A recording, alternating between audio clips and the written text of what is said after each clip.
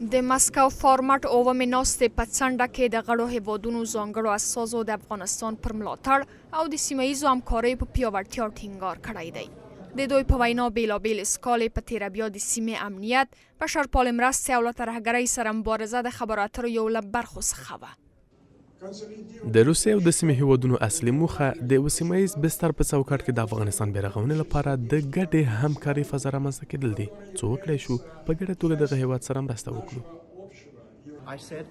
تاسو وینئ چې ټولو ګډونوالو د رایو په اتفاق سره افغانستان ته د بشرپاله مرستو پر دوام او دغه هېواد سره د همپالنې پر ساتلو ټینګار وکړ.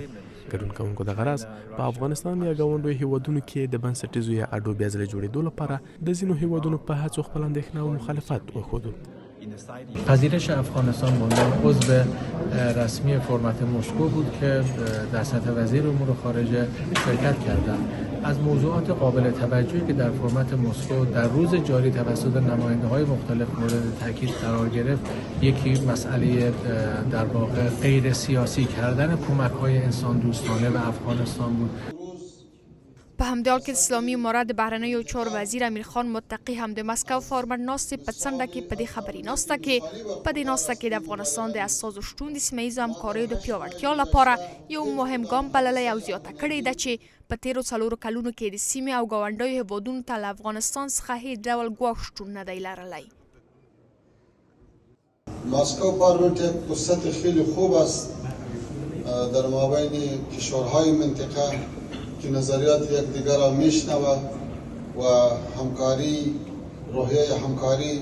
قویتر و بیشتر میشه، چون که فعلا در افغانستان یک فرصتی به وجود آمده که بعد از 4 دهه امنیت سرتاسری تامین شده و برای سرمایه گذاری و اقتصاد و ترانزیت و اتصال زمینه خیلی خوب مساعد شده. د مسکو فارمټ ناسته د افغانستان په اړه یو له مهمو سیمه ییزو راټولېدنو څخه دی چې نن په مسکو کې د اسلامي امارت د پلاوي او د 10 هېوادونو د استازو په شتون سره ترسره شو.